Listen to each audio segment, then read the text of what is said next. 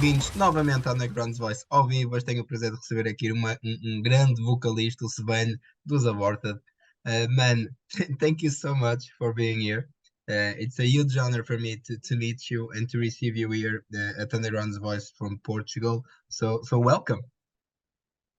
Thank you very much. The new album, Vault of Horrors, will be released at March 15. What can you expect about the album? How do you define it, and which difference can we find comparing with the previous releases? Well, it's brutal. It's pretty heavy.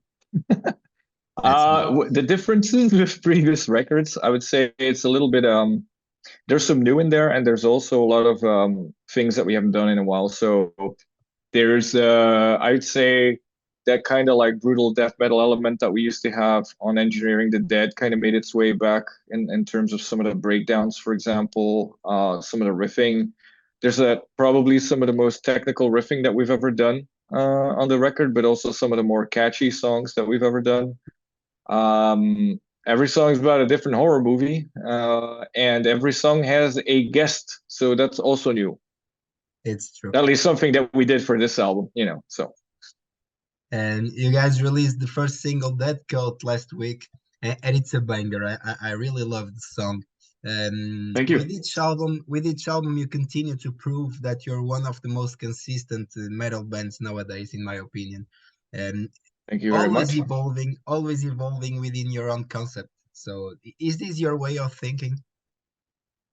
Well, I'd hope so. I mean, we always try to do something new, or at least like evaluate what we've done last time, and like, what do we think is cool and we want to do more of, and is there something that we were kind of like, that was not so great, we weren't too happy with that, maybe get rid of that. So it's kind of a fine-tuning the process as we go along. I think also a big difference is we now have a second guitarist in Daniel that joined during the pandemic, actually, but after we had already done Maniacult. We were in the process of actually auditioning for people, since we knew we were going to be playing live again, so we didn't really want to do the 4-piece thing back then. And he's been a big contributor musically as well, and he's a crazy creative Icelandic motherfucker. Yeah, I was asking about that because it's the first album with Daniel. What can you tell us about his contribution on the writing process, of the creativity of the band? What's new with him now with the band? Well, I mean, when you look at Maniacult, for example, Ken wrote everything, literally every song. I mean, we all were involved with like structuring, giving feedback, giving ideas, and this and that. But really, it was Ken that wrote all the songs. Even if you look at Terror Vision, it was like 80% was Ken. Retrogore was more of like a Mendel Ken thing. And then I would say this new record, it's about 50-50 Daniel and Ken, or 60-40, something like that. So Daniel had a lot to bring musically. He's very prolific in writing, and he definitely brought like his own touch to what the band is. But that's what the weird thing was. We were auditioning multiple people, and there were some really talented people among there. We kind of were set on someone already, but Daniel auditioned in the past once, long time ago, I think right before Retrogore. But back then we actually took Ian in the band because we wanted stability, and Ian was a good friend of Ken's. They had been in bands for, I don't know, many years together. So we definitely went for Ian, who is fantastic. He's been one of the driving forces behind the band for years now. So funny enough, I was thinking about Daniel, but I completely forgot his name because we didn't really stay in touch all that much throughout the years. And he hit me up on Messenger saying, "Hey, if you guys are looking for a guitarist, I made a couple demos." We had already said yes to someone else.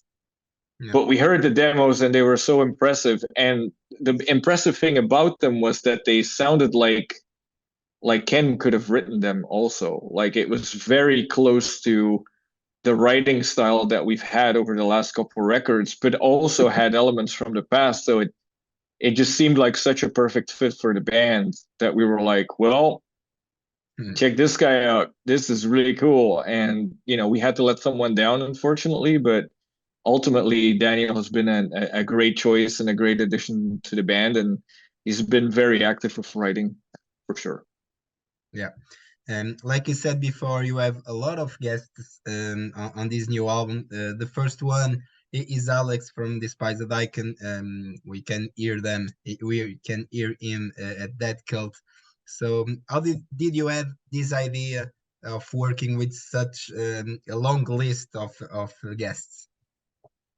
Well, we always had guests before in the album, but it would be like two, three, something like that, to kind of bring a little bit of variation and have some friends to cooperate with. And I saw Distant that put up a song with like, I don't know, 50 guests or something. And it's like, well, I can't do that because they did it, but nobody has done a guest on every song, right? Yeah, So let's do that. I'm gonna do that. So basically, that was the idea: get someone on every song. Also, get singers that sound completely different, because that way, it adds to the dimension or the musical whatever sphere of the album. So every song sounds very different. There's a lot of singers these days that sound very similar, and I think we did a good job of really picking people that have their own sound and sound very different from everybody else. So I think it works really well. yeah. Is it difficult for you as a band to stay creative and fresh after 12 albums released? No, you just hire a new guy. No, I'm kidding. No, I mean, I guess sort of.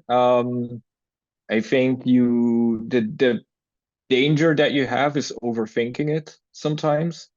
Sometimes you want to like let's try something completely new, but in the end, does it have to be completely new? Sometimes it's just good to have good new music, as long as that works. So I think we've just been trying to keep things fresh by adding some new stuff, but also old stuff we haven't done in a long time, and mixing those things together kind of creates something new again. Yeah. And it's your first album released through Nuclear Blast after working with Century Media for many years. So, what was about this change and how's being worked with Nuclear Blast? So far, so good. I mean, the funny thing is that when we left Century Media and we joined Nuclear Blast, a lot of the staff from Century Media went to Nuclear Blast, so we ended up working up with the same people. Yeah, yeah, it's true. So I mean, yeah, it's true. But yeah, I think it was, it was obviously nothing personal. We were still in good contact with the people from Century Media. I still talk to Philip from time to time, and he's still very supportive of the band. He's a real fan of metal, and he supports his bands. I mean, absolutely nothing bad with Century Media. I think just after, I want to say like 16 years, it was just time to try something else, see what that does. We've known Yop for a really long time too, so it's been cool working with him as well. And the band will celebrate the 30th anniversary next year, which is incredible. So, are you already preparing a special celebration for that, or haven't No, even? man, I don't even want to think about it. I feel old. It's almost my age. Yeah, wow. Are you planning any special celebration or I think we have to. It's a big milestone. I don't know what we'll do because honestly, I haven't thought about it. We're obviously, focused on this album right now, yeah, and I think we have to do something. But what? I don't know. That I'll have to give a proper good thing to come up with something really cool. looking forward for that. So, can you expect a Portuguese show soon? I hope so. I know there's not one on the upcoming tour because it's a rather short tour because of the touring schedules of the other bands as well. But we are looking into doing another run. I probably not this year, but maybe next year. That should include Portugal or maybe a festival this summer. I don't know yet. And it depends. Let's hope. Um, Once again, thank you so much for being here. It was a huge honor for me to meet you, to talk with you a little bit. I'm a huge fan of Aborted, so it's really Thank you amazing for very me. much. And any last words for the Portuguese fans? Shit, I wish I knew some Portuguese, but that would no, I don't. No, thank you so much for the support over the years. The last time we played Portugal was with Entombed, I think, and it was a really cool show. You guys were one of the sickest crowds of the tour, and I really hope we can make it back soon. It'd be awesome, and hopefully you enjoy the album. We will. So thank you so much. See you soon, and I hope to meet you in Portugal soon.